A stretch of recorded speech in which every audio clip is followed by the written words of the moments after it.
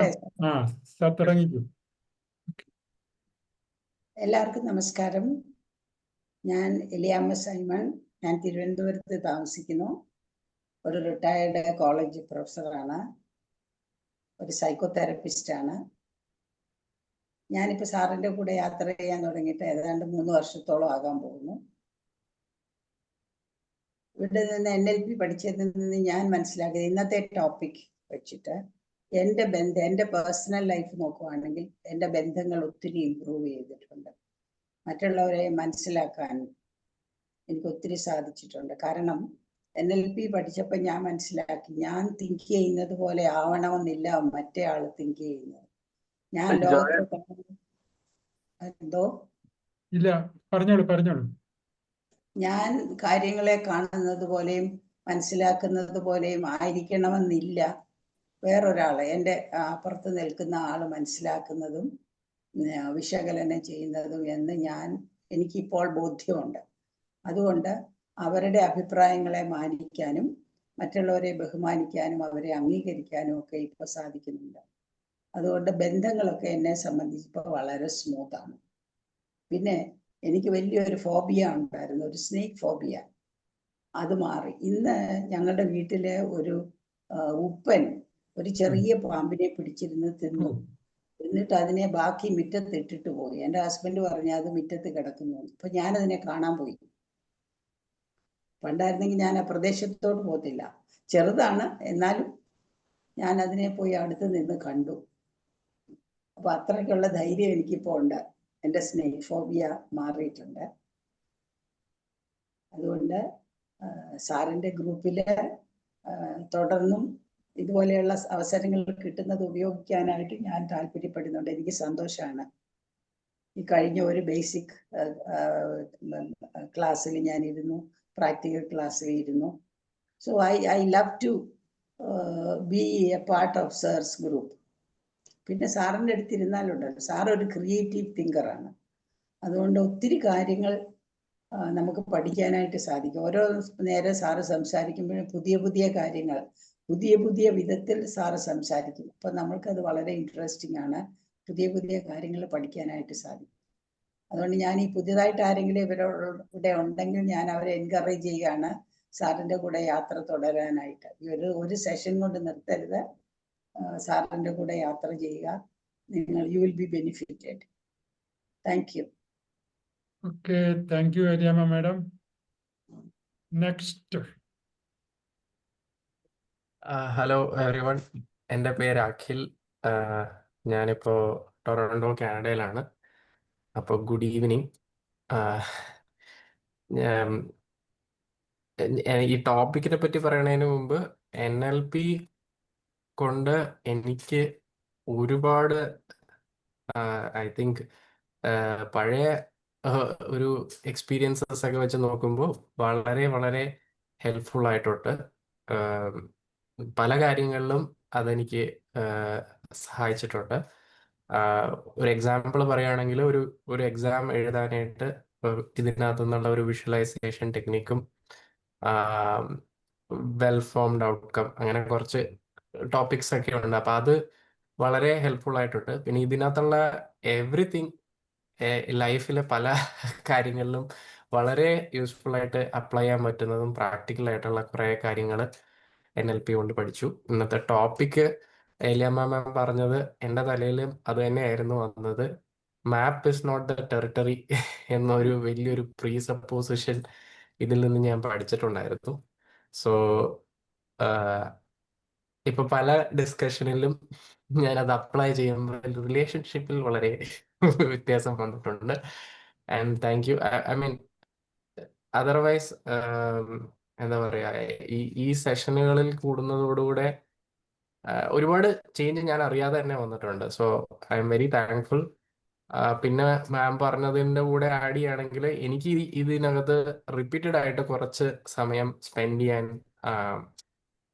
കഴിഞ്ഞ വർഷം കിട്ടി. ഈ വർഷത്തിൽ പറ്റുന്നിടത്തോളം ഞാൻ കയറുന്നുണ്ട്. അപ്പൊ കയറുന്ന സമയത്ത് ഓർ അതിൻ്റെ ഒരു എഫക്റ്റ് നല്ല ആ ഒരു എഫക്റ്റ് റിപ്പീറ്റഡ് ആയിട്ട് ചെയ്യുമ്പോഴാണ് അത് വരുന്നത്. പിന്നെ ഞാൻ ഇടയ്ക്ക് ഇപ്പോൾ ബ്രേക്ക് എടുക്കുമ്പോൾ എന്താ പറയുക, കുറേ കാര്യങ്ങൾ മെമ്മറിയിൽ നിന്ന് പോകുന്നുണ്ട്. അപ്പോൾ അത് വീണ്ടും ഒന്ന് റിഫ്രഷ് ചെയ്യണം എന്നുള്ളത് സാഹചര്യം നോക്കി ജോയിൻ ചെയ്യാൻ നോക്കുന്നു. സോ ഓവറോൾ ഇതാണ് എനിക്ക് ഷെയർ ചെയ്യാനുള്ളത്. Thank you. Bye. Okay, thank you Akhil. ഞാൻ അനില, തിരുവനന്തപുരത്ത് നിന്നാണ്. ഞാൻ സാറിൻ്റെ കൂടെ യാത്ര ചെയ്യാൻ തുടങ്ങിയിട്ട് 4 മാസമേ ആയുള്ളൂ. ഈ 4 മാസം കൊണ്ട് തന്നെ എൻ്റെ ജീവിതത്തിൽ എന്താ പറയാ, ഡ്രാസ്റ്റിക് ചേഞ്ച് എന്ന് പറയാം. ഒരു റിലേഷൻഷിപ്പ് മെയിൻറ്റെയിൻ ചെയ്യാൻ പറ്റുന്നുണ്ട്. കാരണം മറ്റേതാരെങ്കിലും എന്തെങ്കിലും പറയുമ്പോൾ ഇടയ്ക്ക് കയറി പറയുമായിരുന്നു. ഇപ്പൊ ഞാൻ അത് NLP കഴിഞ്ഞതിന് ശേഷം ഞാൻ ആ സമയം നോക്കും, എപ്പോഴാണ് എനിക്ക് പറയാൻ പറ്റുന്ന ഊഴം. അപ്പൊ റിലേഷൻഷിപ്പ് ഒക്കെ വളരെ സ്മൂത്തായി കൊണ്ടുപോകാൻ പറ്റുന്നുണ്ട്. ഞാനും ശരി, അവരും ശരി, എല്ലാവരും ശരിയാണ് എന്ന് എനിക്ക് മനസ്സിലാക്കിയതാണ് സാർ. വളരെ താങ്ക്സ്. പിന്നെ എനിക്ക് അതിലേറെ സാറിന്റെ ടോൺ ഓഫ് ടോക്കിംഗ് അത് നമ്മൾ വല്ലാണ്ട് അങ്ങ് ആകർഷിക്കുന്നതാണ്. ഇതിൽ പുതിയ ആൾക്കാരോട് ഞാൻ എനിക്കും പറയാനുള്ളത്, ഓരോ ക്ലാസ്സും വളരെ മെച്ചപ്പെട്ടതാണ്. ജീവിതം സന്തോഷകരമായി കൊണ്ടുപോകണമെങ്കിൽ എന്നോട് സാറിനോടൊപ്പം ചേരൂ. അല്ലെങ്കിൽ നിങ്ങൾക്ക് തന്നെ നിങ്ങളുടെ വിഷമിച്ച് മരിക്കാം. അത്രേ ഉള്ളൂ. വളരെ സന്തോഷം sir. Okay, thank U. So good evening, sir. Good evening, everybody. ഞാൻ സിസ്റ്റർ മേഴ്സി. ഞാനിപ്പം ജോയിൻ ചെയ്തിരിക്കുന്നത് ഗുവാഹട്ടിയിൽ നിന്നാണ്, ആസാമില്. ഞാൻ സാറിന്റെ കൂടത്തെ ക്ലാസ്സുകളൊക്കെ കൂടാൻ ഏകദേശം 2 വർഷത്തോളമായി. ഈ 2 വർഷം കൊണ്ട് എനിക്ക് ഒത്തിരി അധികം മാറ്റങ്ങൾ എനിക്ക് തന്നെ അറിയാൻ സാധിച്ചു. അതിൽ ഏറ്റവും വലിയൊരു കാര്യം ഇംപ്രൂവിങ് റിലേഷൻഷിപ്പ് ആണ്. അത് എലിയമ്മ മാഡം പറഞ്ഞു കണക്ക് സാർ ഈ ക്ലാസ്സിൽ എടുക്കുന്നതായിരിക്കില്ല അടുത്ത ക്ലാസ്സിൽ എടുക്കുന്നത്. അപ്പൊ സാർ ഇങ്ങനെ ഒരു ഇങ്ങനെ സ്പോണ്ടേനിയസ് ആയിട്ട് സാറിന്റെ ideas are very new and that enriches us. I keep on repeating whenever I get a chance, whenever sir conducts classes, I try to join it. Since it is at night, I am able to participate in it. I am able to join the class. So it helps me a lot. It helps me a lot. And it's going on. It is like a ongoing learning process. എന്നും ഇങ്ങനെ കേൾക്കുമ്പോൾ ഒന്നും പഠിച്ചുകൊണ്ടിരിക്കുന്നു. ഇത്രയും നല്ലൊരു സാറിനെ കിട്ടിയത് തന്നെ എൻ്റെ അനുഗ്രഹം. ഇതുമായിട്ട് കണക്ട് ചെയ്യാൻ പറ്റിയത് തന്നെ ഒരു വലിയ അനുഗ്രഹമായിട്ട് എനിക്ക് തോന്നുന്നു. So thank you so much sir, and for the continuous classes also. Neuro എന്ന് പറഞ്ഞാൽ മനസ്സ്, ലിംഗ്വിസ്റ്റിക് എന്ന് പറഞ്ഞാൽ ഭാഷ, പ്രോഗ്രാമിംഗ് എന്ന് പറഞ്ഞാൽ സാധാരണ നമ്മൾ പറയുന്ന പ്രോഗ്രാം തന്നെ കേട്ടോ. അപ്പം മനസ്സിനെ നമ്മൾ പ്രോഗ്രാം ചെയ്യും. എങ്ങനെ? ഭാഷ കൊണ്ട്. ഇത്രേ കാര്യമുള്ളൂ. അപ്പോൾ എങ്ങനെയാണ് റിലേഷൻഷിപ്പിനെ ഇത് ഹെൽപ്പ് ചെയ്യുന്നതെന്നുള്ളതാണ്. എല്ലാത്തിനെയും ഹെൽപ്പ് ചെയ്യും, നമുക്ക് ആവശ്യമുള്ള എന്തിനേയും ഹെൽപ്പ് ചെയ്യും. അപ്പോൾ റിലേഷൻഷിപ്പിനെ ഹെൽപ്പ് ചെയ്യുന്ന ആ ഒരു വിഷയമാണ് ഇന്ന് നമ്മൾ ചർച്ച ചെയ്യാൻ പോകുന്നത്. അതിനെ വളരെ കൃത്യമായിട്ട് മനസ്സിലാക്കാൻ വേണ്ടിയിട്ട് ഞാൻ ചെറിയ ഒരു നോട്ട് തയ്യാറാക്കിയിട്ടുണ്ട്. അത് നിങ്ങളെ കാണിച്ചു തരാം. അപ്പം അതിന് ചെയ്യാൻ പോണത് ഷെയർ ചെയ്യാൻ പോവുക കേട്ടോ. ഒരു ക്ലാരിറ്റി നിങ്ങൾക്ക് കിട്ടും.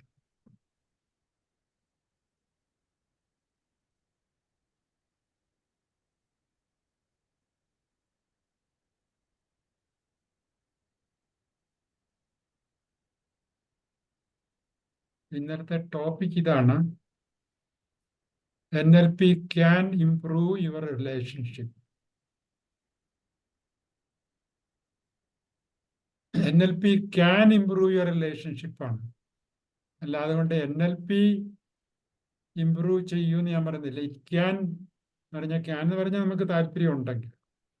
അപ്പം താല്പര്യം ഉണ്ടെങ്കിൽ ആദ്യം ഈ NLPയെ പറ്റി ഒന്ന് പഠിക്കണം, ക്ലാസ് അറ്റൻഡ് ചെയ്യണം. അതാണ് ക്യാൻ കൊണ്ട് ഉദ്ദേശിക്കുന്നത്. ഓക്കെ, അപ്പം അതങ്ങനെ ഇരിക്കട്ടെ.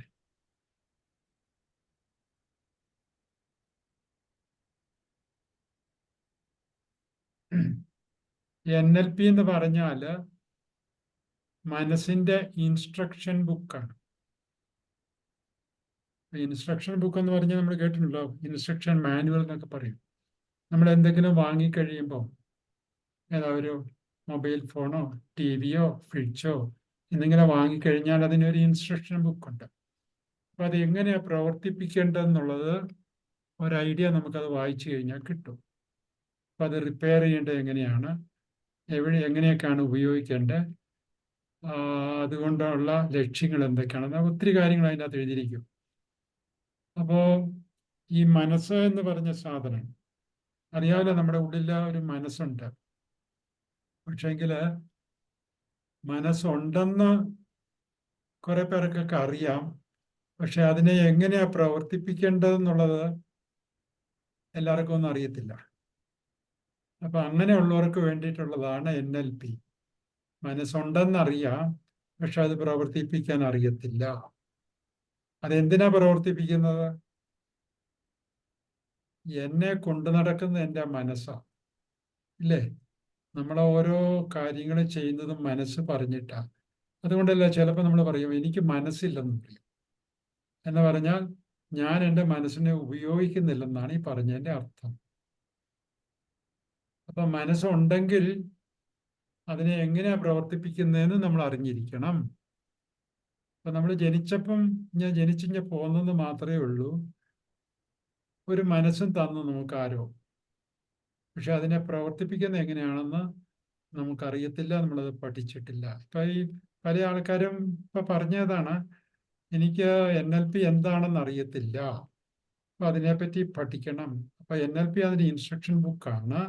അത് പഠിച്ചു കഴിഞ്ഞാൽ എങ്ങനെയാണ് എൻ്റെ കൈവശമുള്ള മനസ്സിനെ പ്രവർത്തിപ്പിക്കുക എന്നുള്ളത് മനസ്സിലാകും.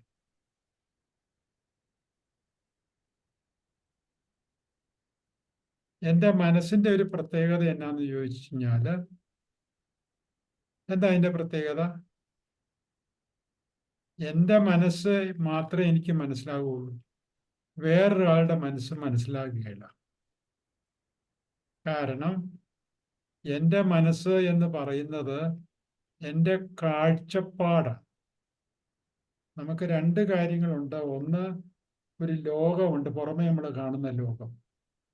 ആ ലോകത്തിനെ നമ്മൾ മനസ്സിലാക്കുന്നത് പഞ്ചേന്ദ്രിയങ്ങൾ കൊണ്ടാണ്. കാണുന്നു, കേൾക്കുന്നു, രുചിക്കുന്നു, മനസ്സിലാക്കുന്നു, ഇങ്ങനെ കുറെ കാര്യങ്ങളുണ്ട്. പഞ്ചേന്ദ്രിയങ്ങൾ ഉപയോഗിച്ചിട്ടാണ് നമ്മൾ ആ ലോകത്തെ കാണുന്നത്. ആ ലോകത്തെ കണ്ടത് മാത്രമല്ല, അനുഭവിച്ചത് മാത്രമേ ഉള്ളൂ. അതങ്ങ് അനുഭവിച്ചു കഴിഞ്ഞപ്പോൾ അതങ്ങ് തീർന്നു. ഉദാഹരണത്തിന് ഞാൻ എപ്പോഴും പറയുന്ന ഉദാഹരണം ഇതാണ്. ഒരു പാമ്പ്, ഞാൻ വഴി കൂടെ നടന്നു പോകുമ്പോൾ ഒരു പാമ്പിനെ കണ്ടു. പാമ്പിനെ കണ്ടു കഴിഞ്ഞപ്പം ഒന്നുകിൽ എനിക്ക് പേടി ഉണ്ടായി, അല്ലെങ്കിൽ മറ്റെന്തെങ്കിലും വികാരങ്ങൾ ഉണ്ടായി. അത് എൻ്റെ മനസ്സിന്റെ കാഴ്ചപ്പാടനുസരിച്ച് ഒരു വികാരം ഉണ്ടായി. ആ പാമ്പ് അവിടുന്ന് പോവുകയും ചെയ്തു. പക്ഷേങ്കിൽ നമ്മുടെ ഉള്ളിൽ ഒരു പാമ്പ് കയറി കിടപ്പുണ്ട്. ആ പാമ്പിനെ വെച്ചിട്ടാണ് മറ്റുള്ള പാമ്പുകളെ നമ്മൾ അളക്കുന്നത്. ഒരാളുടെ മനസ്സിൽ പേടിപ്പിക്കുന്ന ഒരു പാമ്പായിട്ടാണ് കയറിയിട്ടുണ്ടെങ്കിൽ അയാൾക്ക് ഏത് പാമ്പിനെ കണ്ടു കഴിഞ്ഞാലും പേടി വരും.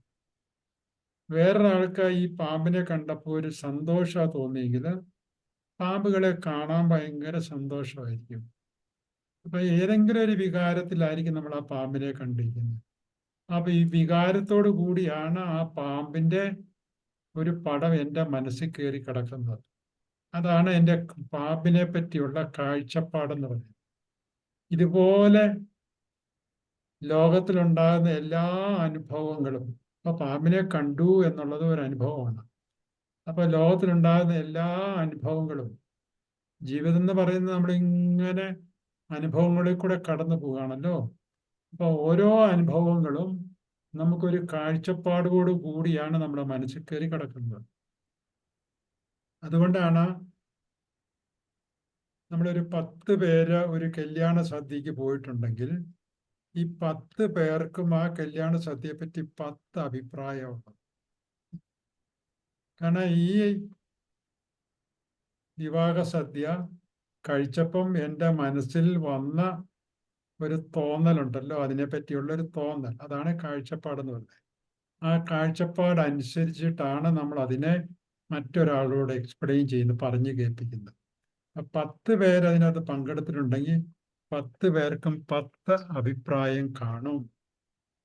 ഈ ക്ലാസ് തുടങ്ങുന്നതിന് മുമ്പ് ആരോ എന്നോട് പറഞ്ഞായിരുന്നു എനിക്ക് ചില മാറ്റങ്ങളൊക്കെ ഉണ്ടെന്നുള്ളത്. ആ മാറ്റത്തിന്റെ പേരിലാണ് ഞാൻ ഇടയ്ക്കിടയ്ക്ക് കടുങ്കാപ്പി കുടിക്കേണ്ട ഒരു ഗതികേടിലേക്ക് വന്നിരിക്കുകയാണ്. കുറച്ചു നേരം സംസാരിച്ചു കഴിയുമ്പോൾ വാക്കുകൾ പുറത്തേക്ക് വരാൻ ഇച്ചിരി ബുദ്ധിമുട്ടുണ്ട്. തൊണ്ടയുടെ ഒരു തടസ്സമാണ്. ഇപ്പോഴത്തെ കാലാവസ്ഥയുടെ ആണോ എന്ന് അറിയത്തില്ല. അപ്പൊ പെട്ടെന്ന് കുറച്ച് സംസാരിച്ചു കഴിയുമ്പോൾ ചെറിയൊരു ബുദ്ധിമുട്ട് തോന്നാറുണ്ട്. അതുകൊണ്ട് ഇടയ്ക്കിടയ്ക്ക് ഒരു കാപ്പി കുടിക്കാൻ വേണ്ടിയിട്ട് ചെറിയൊരു ബ്രേക്ക് ഞാൻ എടുക്കുകയാണ്.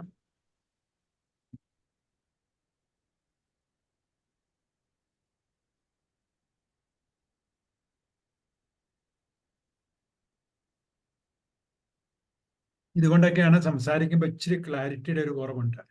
വാക്കുകൾ പഴയ പോലെ അങ്ങോട്ട് വരുന്നില്ല. ഓക്കെ. അപ്പോൾ പുറത്തുള്ള ലോകത്തിൽ ഇങ്ങനെ അനുഭവങ്ങൾ ഉണ്ടായിക്കൊണ്ടിരിക്കുകയാണ്. ഈ അനുഭവങ്ങൾ ഉണ്ടായിക്കഴിഞ്ഞാൽ അതങ്ങ് തീർന്നു പോയി കേട്ടോ. എന്നാൽ ഈ കഴിഞ്ഞ അനുഭവങ്ങൾ നമ്മുടെ മനസ്സിൽ നിന്ന് പോണില്ല. ഈ മനസ്സിൽ അത് എങ്ങനെയാ കിടക്കുന്നത്?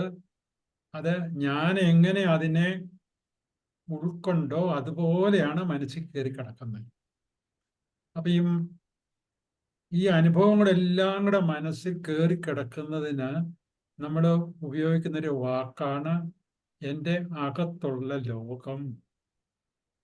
അപ്പൊ നമ്മളെല്ലാരും വിചാരിച്ചുകൊണ്ടിരിക്കുന്നത് ഈ അകത്തുള്ള ലോകം അത് തന്നെയാണ് പുറത്തുണ്ടായിരുന്നെന്നുള്ളതാണ്. അത് ഒട്ടുമല്ല. കാരണം ഈ 10 പേരും 10 തരത്തിലുള്ള പറയേണ്ട ആവശ്യമില്ല. എല്ലാരും ഒരു തരത്തിൽ പറഞ്ഞാൽ മതി. ഈ പറഞ്ഞ 10 പേര് ഒരു പാമ്പിനെ കണ്ടു. അപ്പൊ 10 പേരുടെ മനസ്സിൽ ഈ പാമ്പ് ഒരുപോലെ ആകാറുണ്ട്. കാരണം ഒരു പാമ്പാണ്. അത് ആ വഴിക്ക് പോവുമായിരുന്നു. അപ്പൊ നിങ്ങൾ കണ്ടെന്ന് മാത്രമേ ഉള്ളൂ. അതൊരു പൊത്തിലോട്ടും കയറി. അപ്പൊ പാമ്പിനെ സംബന്ധിച്ചിടത്തോളം യാതൊരു ദുരുദ്ദേശവും പാമ്പിനില്ല. നിങ്ങളെ പേടിപ്പിക്കണമെന്നോ നിങ്ങളെ കടിക്കണമെന്നോ ഒന്നും ഒരു ഉദ്ദേശമില്ല. പക്ഷെ എൻ്റെ മനസ്സിലേക്ക് ഞാൻ കയറ്റി വെച്ചിരിക്കുന്നത് എന്താണ്? പാമ്പ് കുഴപ്പക്കാരനാണ് എന്നുള്ള ഒരു കാഴ്ചപ്പാടില കേട്ടിരിക്കുന്നത്. അപ്പൊ എൻ്റെ ഉള്ളിൽ കയറിയ ലോകം ഒറിജിനൽ ആയിട്ടുള്ളതിൽ നിന്നും വളരെ ഡിഫറെൻ്റ് ആണെന്നാണ് പറഞ്ഞതിൻ്റെ അർത്ഥം. അപ്പോൾ പുറമേയുള്ള ലോകമല്ല നമ്മുടെ ഉള്ളിൽ കയറി കിടക്കുന്നത്. അതിന് NLPക്കാരുടെ ഭാഷയെ പറഞ്ഞാൽ അതിന് നമ്മൾ ഇട്ടിരിക്കുന്ന പേരാണ് മാപ്പ്. മാപ്പെന്ന് പറഞ്ഞാൽ എൻ്റേതായ ലോകം ഉള്ളിൽ കയറി കിടക്കുന്നതിനാണ് അത് എൻ്റെ മാപ്പെന്ന് പറയുന്നത്. അപ്പോൾ എൻ്റെ ഉള്ളിൽ കിടക്കുന്ന എൻ്റെ മാപ്പും അവൻ്റെ മാപ്പും അവളുടെ മാപ്പും അവരുടെ മാപ്പും ഒന്നായിരിക്കും, ഡിഫറെൻ്റ് ആയിരിക്കും. അതുകൊണ്ടാണല്ലോ അമ്മയെ തല്ലിയാലും 2 അഭിപ്രായം എന്ന് പറയും. ഒരാൾ പറയും അയ്യോ അമ്മയെ തല്ലിയത് വളരെ മോശമായിപ്പോയി. പൊതുജനങ്ങളുടെ ഭാഷയാണ് ഞാൻ ഈ പറഞ്ഞത്. അമ്മേനെ തല്ലിയതാരാ? മകനാ തല്ലിയത്. മകൻ തല്ലാൻ മകന് മകൻ്റെതായ കാരണങ്ങൾ കാണും. മകൻ തല്ലി എന്നുള്ളത് അറിഞ്ഞു കഴിഞ്ഞപ്പം മാർക്കറ്റിൽ നമ്മൾ സാധാരണ പറയുന്ന വാക്കാണുള്ള ചന്ത എന്ന് പറയുന്നത്, എന്ന് വെച്ചാൽ പുറത്ത് അല്ലെങ്കിൽ ചായക്കടകളിൽ, അവിടെയൊക്കെയാണ് ഇതിനെപ്പറ്റി ചർച്ച നടക്കുന്നത്. അപ്പൊ ചർച്ച ചെയ്യുമ്പം പല ആൾക്കാരും പല അഭിപ്രായങ്ങൾ പറയും. ഒരാൾ പറയും അയ്യോ അമ്മയെ തല്ലിയത് വളരെ മോശമായിപ്പോയി, ഒന്നുമല്ലേലും അമ്മയല്ലേ 10 മാസം ചുമന്നല്ലേ എന്ന് പറയും. വേറൊരാൾ പറയും ഈ അമ്മേനെ എനിക്കറിയാവുന്നതാണ്, ഈ അമ്മയ്ക്കിട്ട് പണ്ടേ അടി കൊടുക്കണ്ടായിരുന്നു മകൻ എന്ന് വേറൊരാൾ പറയും. ഇങ്ങനെ പല അഭിപ്രായങ്ങൾ പറയും. അപ്പൊ ഓരോരുത്തരും പറയുന്നത് എന്തുകൊണ്ടാണ്? അയാളുടെ ഉള്ളിൽ ഈ അമ്മയെ പറ്റി കയറി കിടക്കുന്ന അഭിപ്രായം വെച്ചിട്ടാണ് അവർ പറയുന്നത്. അപ്പൊ അവരെ സംബന്ധിച്ചിടത്തോളം അത് ഞാൻ അണ്ടർലൈൻ ചെയ്ത് പറയാണ്, ഈ പറയുന്ന വ്യക്തിയെ സംബന്ധിച്ചിടത്തോളം അയാൾ ശരിയാണെന്നും കൊണ്ടാണ് പറയുന്നത്. ഈ പാമ്പ് എന്നെ പേടിപ്പിച്ചു, അയാൾ പറഞ്ഞ ശരിയാണ്, അയാൾക്ക് പേടിയുണ്ടായി, അതിന്റെ പേരിലാണ് അയാൾ പേടിച്ചത്. അപ്പൊ അയാൾ പേടിച്ചതിനെ വേറൊരാൾക്ക് കുറ്റം പറയാൻ പാടില്ല, കാരണം അയാൾക്ക് പേടി തോന്നി. രാത്രിയില് കുട്ടികളൊക്കെ കിടന്നുറങ്ങുമ്പോൾ പണ്ടത്തെ കാര്യമാണ് പറയുന്നത്, പന്നി ടോയ്ലറ്റ് ഒന്നും നമ്മുടെ വീടിന്റെ ഉള്ളിലിരിക്കുക, പുറത്തിറങ്ങി പോകണം, ടോയ്ലറ്റിൽ പോകാനോ പുറത്ത് വെളിയിൽ പോകാനൊക്കെ. അപ്പോൾ കുട്ടികൾ പറയും, അപ്പ അല്ലെങ്കിൽ അമ്മ എനിക്ക് പേടിയാകുന്നു എന്ന് പറയും. അപ്പൊ അപ്പനല്ലെങ്കിൽ അമ്മ എന്താ പറയുന്നത്? നീ എന്തിനാ പേടിക്കുന്നത്? എനിക്ക് പേടിയില്ലല്ലോ, നീ എന്തിനാ പേടിക്കുന്നത്? അവിടെയാണ് പ്രശ്നം. അപ്പന് പേടിയില്ലാത്തതിന്റെ പേരിൽ മകന് പേടിക്കാൻ പാടില്ലെന്നുണ്ടോ? മകന് പേടിയുണ്ട്. നിങ്ങളൊരു കണ്ണട വാങ്ങാൻ പറ്റിയ ഒരു കടയിലോട്ട് ചെല്ലുന്നു. കണ്ണട വിൽക്കുന്ന ഒരാള് അയാളൊരു കണ്ണട വെച്ചിട്ട് പത്രം വായിക്കുന്നു. എന്നിട്ട് പറയും, എനിക്കിത് വായിക്കാൻ പറ്റും, അതുകൊണ്ട് നീയും വായിക്കുമെന്ന് പറഞ്ഞുകൊണ്ട് ആ കണ്ണട തന്നാൽ നമ്മൾ വാങ്ങൂ? നമ്മൾ പറയും, താങ്കൾക്ക് ഈ കണ്ണട വെച്ച് വായിക്കാം, എനിക്ക് വായിക്കാൻ പറ്റുന്നില്ല. അപ്പൊ ഓരോരുത്തർക്കും ഓരോ തരത്തിലാണ് കണ്ണിരിക്കുന്നത്. ഇതിനാണ് ഈ കാഴ്ചപ്പാടെന്ന് പറയുന്നത്. അപ്പൊ ഓരോരുത്തരും കാര്യങ്ങളെ കാണുന്നത് വളരെ ഡിഫറെൻ്റ് ആയിട്ടാണ്. ആ ഡിഫറെൻ്റ് ആയിട്ട് കാണുന്നത് അയാളെ സംബന്ധിച്ചിടത്തോളം ശരിയാണ്, ആ കാണുന്നയാളിനെ സംബന്ധിച്ചിടത്തോളം. അതുകൊണ്ട് നമ്മൾ റിലേഷൻഷിപ്പിൻ്റെ അകത്ത് നമ്മൾ ശ്രദ്ധിക്കേണ്ടത് എന്താണെന്ന് വെച്ചാൽ, ഒരാൾ ഒരു അഭിപ്രായം പറഞ്ഞാൽ അതിൻ്റെ അർത്ഥം ആ അഭിപ്രായം അയാളെ സംബന്ധിച്ചിടത്തോളം ശരിയാണ്.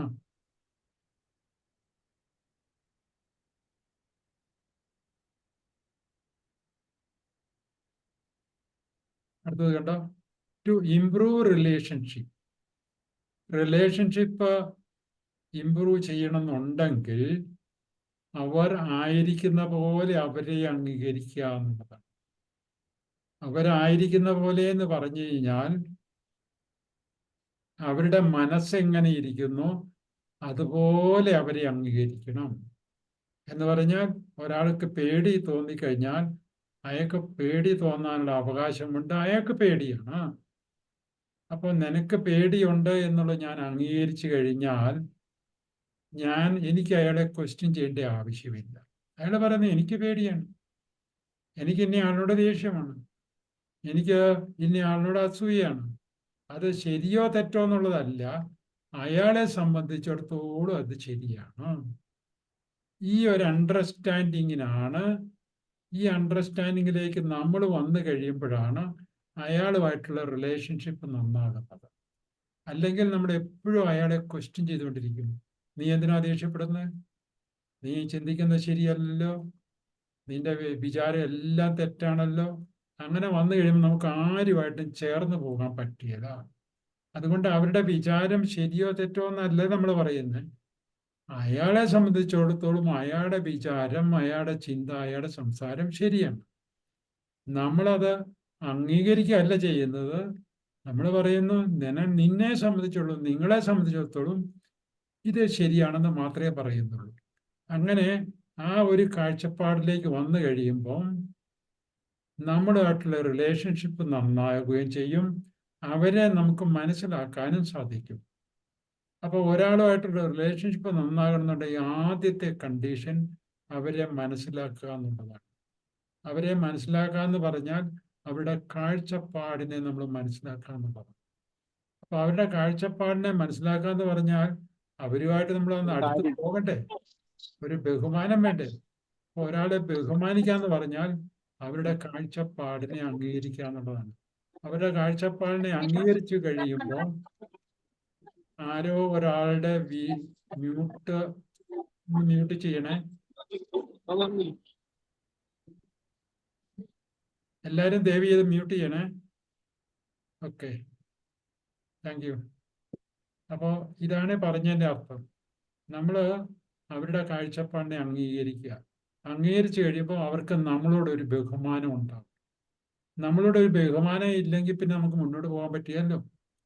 പ്രത്യേകിച്ച് നമ്മളൊരു കുടുംബത്തിൽ ജീവിക്കുമ്പം എല്ലാവരും നമ്മൾ അംഗീകരിച്ചേ പറ്റുള്ളൂ. അപ്പനായാലും അമ്മയായാലും മക്കളായാലും അവരുടെ കാഴ്ചപ്പാടിനെ നമ്മൾ അംഗീകരിച്ചേ പറ്റുള്ളൂ. അംഗീകരിക്കുക എന്ന് പറഞ്ഞാൽ നീ പറഞ്ഞത് ശരിയോ തെറ്റോ എന്നുള്ളതെല്ലാം പറയുന്നത്.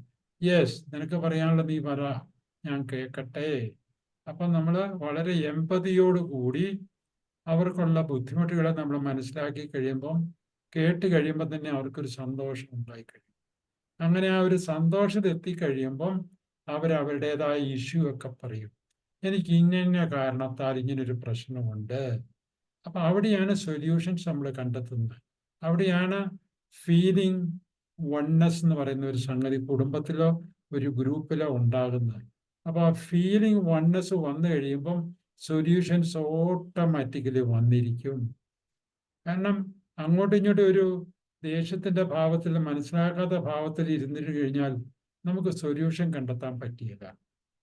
അപ്പൊ ഈ ചില വാക്കുകളുണ്ട് നമുക്ക് പറഞ്ഞാലും മനസ്സിലാകില്ലാത്ത വാക്കുണ്ട്. ഉദാഹരണത്തിന്, എൻ്റെ ഭാര്യ എന്നെ മനസ്സിലാക്കുന്നില്ലെന്ന് പറഞ്ഞാൽ ഭാര്യയുടെ മനസ്സിൽ ആദ്യം വരുന്ന ചോദ്യം ഇതാണ്: എന്താണ് മനസ്സിലാക്കാത്തത്? എന്തുകൊണ്ട് നിനക്ക് താങ്കൾക്ക് എന്നെ മനസ്സിലാക്കിക്കൂടാ? കാരണം ഈ മനസ്സിലാക്കാന്നുള്ളത് വാക്കിന്റെ ഒരർത്ഥമില്ലാത്ത. ഐ ലവ് യു എന്ന് പറഞ്ഞു കഴിഞ്ഞാൽ അതിനെന്താ അർത്ഥം ഇരിക്കുന്നത്? കേൾക്കുന്ന ആള് പറയും, നീ ഐ ലവ് യു കൊണ്ട് ഉദ്ദേശിക്കുന്നത് എന്താണെന്ന് ചോദിക്കും. ഇതിന് നമ്മൾ ഉപയോഗിക്കുന്ന ഒരു വാക്കാണ് സെൻസറി വാക്ക്, നോൺ സെൻസറി വാക്ക് എന്ന് പറയും. സെൻസിങ്. അതുകൊണ്ട് നമുക്കൊന്നും സെൻസ് ചെയ്യുന്നില്ല. ഐ ലവ് യു എന്ന് പറഞ്ഞാൽ കേൾക്കുന്ന ആൾ എന്താണ് സെൻസ് ചെയ്യുന്നത്? അയാളുടെ കാഴ്ചപ്പാട് വെച്ച് അയാൾക്ക് സെൻസ് ചെയ്യാൻ പറ്റും. ഈ പറയുന്ന ആള് ഉദ്ദേശിക്കുന്ന കാര്യം ആയിരിക്കില്ല കേൾക്കുന്ന ആളിന് അതിന്റെ അർത്ഥം പിടികിട്ടുന്നത്. അതുകൊണ്ട് ഇങ്ങനത്തെ ചില വാക്കുകൾ നമ്മൾ കുടുംബത്തിൽ ഉപയോഗിച്ച് കഴിയുമ്പോൾ, അല്ലെങ്കിൽ ഒരു റിലേഷൻഷിപ്പ് ഉപയോഗിച്ച് കഴിയുമ്പോൾ കേൾക്കുന്ന ആളിന് ഒന്നും മനസ്സിലാകത്തില്ല. അവിടെയാണ് മിസ്അണ്ടർസ്റ്റാൻഡിങ് വരുന്നത്. അപ്പൊ നിങ്ങൾ എന്തെങ്കിലും ഒരു വാക്ക് ഉപയോഗിച്ച് കഴിഞ്ഞിട്ട് അവർക്ക് മനസ്സിലാകുന്നില്ലെങ്കിൽ അപ്പോഴേ നിങ്ങൾ യഥാർത്ഥത്തിൽ നിങ്ങളുടെ ഇഷ്യൂ എന്താണെന്ന് പറയാണ് ചെയ്യേണ്ടത്. അപ്പൊ NLP പഠിച്ചു കഴിഞ്ഞാൽ ഇങ്ങനത്തെ വാക്കുകൾ ആരെങ്കിലും, ഒരു കുടുംബത്തിലെ ഒരാൾ മാത്രം ഇത് അറ്റൻഡ് ചെയ്താലും മതി.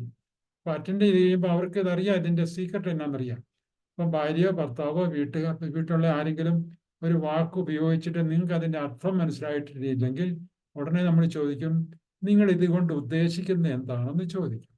അപ്പൊ പറയും, ഇതുകൊണ്ട് ഞാൻ ഉദ്ദേശിച്ചത് ഇന്നതാണെന്ന് പറഞ്ഞു കഴിയുമ്പോൾ നിങ്ങൾ, ഓ ഇതായിരുന്നല്ലേ, ഇപ്പൊ എനിക്ക് മനസ്സിലായി, അപ്പൊ അതിന്റെ കാര്യം ഇന്നതാണെന്ന് പറഞ്ഞ് മനസ്സിലാക്കാൻ പറ്റും. ഇങ്ങനെയാണ് റിലേഷൻഷിപ്പ് എപ്പോഴും വളരെ ഭംഗിയായിട്ട് പോകുന്നുണ്ടെന്ന് ചില ആൾക്കാരൊക്കെ അറ്റൻഡ് ചെയ്ത ആൾക്കാരിവിടെ പറയാനുള്ള കാരണം.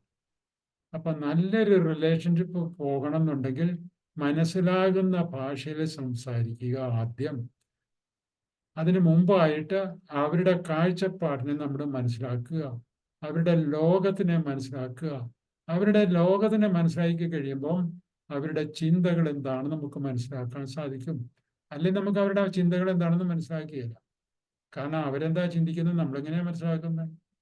അപ്പൊ അതിനാണ് ഈ NLP പഠിച്ചു കഴിയുമ്പം നമ്മൾ അവരുടെ കാഴ്ചപ്പാടിനെ മനസ്സിലാക്കാൻ ശ്രമിക്കും. അങ്ങനെ കാഴ്ചപ്പാടിനെ മനസ്സിലാക്കി കഴിയുമ്പം ഇങ്ങനെ ചില കാര്യങ്ങളൊക്കെ ഉണ്ട്. പെട്ടെന്ന് മറ്റുള്ള ആൾക്കാരെ നമുക്ക് മനസ്സിലാക്കാൻ സാധിക്കും. അങ്ങനെ മനസ്സിലാക്കി കഴിയുമ്പം നല്ലൊരു റിലേഷൻഷിപ്പ് ബിൽഡ് ചെയ്യാൻ സാധിക്കും.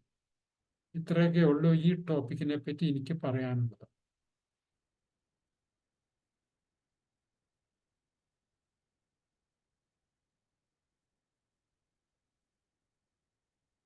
ഓക്കെ, ഇനി നിങ്ങൾക്ക് ആർക്കെങ്കിലും ഈ ടോപ്പിക്കിനെ പറ്റി ചോദിക്കണമെങ്കിൽ ചോദിക്കാം.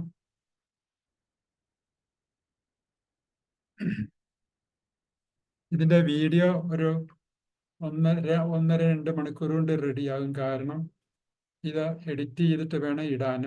യൂട്യൂബിലേക്ക് ഇടാനും ടൈം എടുക്കും. ആദ്യം ഇത് കോപ്പി ചെയ്യണം, പിന്നെ അത് എഡിറ്റ് ചെയ്യണം. എഡിറ്റ് ചെയ്യാന്ന് പറഞ്ഞാൽ ആദ്യത്തെ കുറെ ഭാഗങ്ങൾ കട്ട് ചെയ്ത് കളയണമല്ലോ. ബാക്കി ഒരു ഭാഗവും കട്ട് ചെയ്ത് കളയാൻ ഉണ്ടാവില്ല, കംപ്ലീറ്റ് ഉണ്ടായിരിക്കും.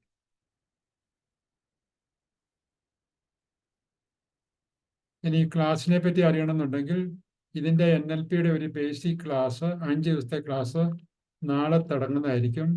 അപ്പൊ ഈ ക്ലാസ്സിൽ പങ്കെടുത്തവർക്ക് മാത്രം നമ്മളൊരു free bird early bird offer 3000 രൂപ എന്നാണ് വെച്ചിരിക്കുന്നത്. ഈ പങ്കെടുക്കാത്തവർ ആരെങ്കിലും ഉണ്ടെങ്കിൽ ഇപ്പൊ തന്നെ ഒരു പ്രത്യേക റിക്വസ്റ്റ് ചെയ്തിട്ടുണ്ടെങ്കിൽ അവർക്ക് 3000 രൂപയ്ക്ക് ചേരാം. ഇല്ലെങ്കിൽ 3500 രൂപയായിരിക്കും. അതാണ് എനിക്ക് പറയാനുള്ളത്. അപ്പോൾ നമ്മൾ ക്ലാസ്സിൽ ചേർന്ന ക്ലാസ് അറ്റൻഡ് ചെയ്യുന്നവർക്കൊക്കെ അതിൻ്റെ വീഡിയോ ഉണ്ടായിരിക്കും. എന്തെങ്കിലും കാരണവശാൽ അറ്റൻഡ് ചെയ്യാൻ പറ്റിയില്ലേലും വീഡിയോ ഉണ്ടായിരിക്കും, അതിൻ്റെ നോട്ട്സും ഉണ്ടായിരിക്കും. പിന്നെ ഈ 5 ദിവസങ്ങളിലെല്ലാം നിങ്ങൾക്ക് എന്തെങ്കിലും ഡൗട്ട് ഉണ്ടെങ്കിൽ അറ്റൻഡ് ചെയ്തവർക്കും അല്ലാത്തവർക്കും എന്നോട് പ്രത്യേകം ചോദിച്ചു കഴിഞ്ഞാൽ നമ്മൾ പറഞ്ഞു തരുന്നതായിരിക്കും. അതുപോലെ തന്നെ എന്തെങ്കിലും ഇഷ്യൂ ഉണ്ടെങ്കിൽ അത് നമ്മൾ ക്ലാസ്സിൽ വെച്ച് തന്നെ തെറാപ്പികളൊക്കെ ചെയ്ത് അതിൻ്റെ എടുത്ത് കളയുന്നതായിരിക്കും. ഏതെങ്കിലും കാരണവശാൽ നിങ്ങൾക്ക് ആ ഭാഗം കട്ട് ചെയ്ത് കളയണമെന്നുണ്ടെങ്കിൽ വീഡിയോ ഒന്ന് കട്ട് ചെയ്ത് കളയുന്നതായിരിക്കും. അത് പ്രത്യേകം പറയണം, സാറേ എൻ്റെ ആ ക്ലാസ്സിൽ എൻ്റെ ആ തെറാപ്പി ചെയ്തത് ഈ വീഡിയോയിൽ ചേർക്കേണ്ടെന്ന് പറഞ്ഞാൽ കട്ട് ചെയ്ത് കളയുന്നതായിരിക്കും. നേരത്തെയൊക്കെ ഫ്രീ വെബിനാർ നടത്തുമ്പോൾ തന്നെ നിങ്ങൾക്ക് എന്തെങ്കിലും ഇഷ്യൂ ഉണ്ടെങ്കിൽ നമ്മൾ പബ്ലിക്കായിട്ട് ചെയ്ത് കളയുന്നതായിരിക്കും, ചെയ്തിട്ടുണ്ട്. അതുപോലെ ആർക്കെങ്കിലും ഒരു ഇഷ്യൂ ഉണ്ടെങ്കിൽ ഇപ്പോൾ പറയുകയാണെങ്കിൽ അതിനധികം ടൈമൊന്നും വേണ്ട, പെട്ടെന്ന് എടുത്ത് കളയാൻ പറ്റും എന്തെങ്കിലും മാനസിക പ്രശ്നങ്ങളുണ്ടെങ്കിൽ.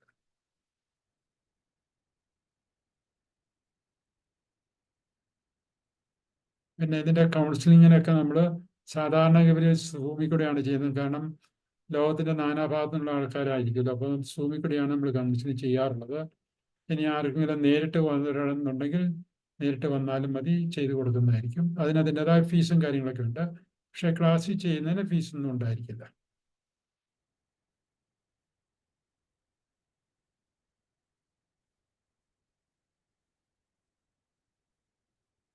പിന്നെ ചിലരൊക്കെ ചില ചോദ്യങ്ങളൊക്കെ വീഡിയോ ഈ വാട്സാപ്പിൽ കൂടെ ചോദിച്ചിട്ടുണ്ട്. അപ്പോൾ എന്തെങ്കിലും ചോദ്യങ്ങളുണ്ടെങ്കിൽ അത് നേരിട്ട് എന്നെ ഫോൺ ചെയ്താൽ മതി. കാരണം ഈ ചോദ്യങ്ങൾ കൊണ്ട് നമുക്ക് 1-2 വാക്കുകൊണ്ട് നമുക്ക് ഉത്തരം പറയാൻ പറ്റിയല്ല. അതുകൊണ്ട് ദയവ് ചെയ്ത് നിങ്ങൾ വാട്സാപ്പിൽ കൂടെ ചോദിക്കാതെ കൊണ്ട് ഫോൺ വിളിച്ചാൽ മതി. അപ്പോൾ വേണമെങ്കിൽ എന്നെ വിളിക്കാം.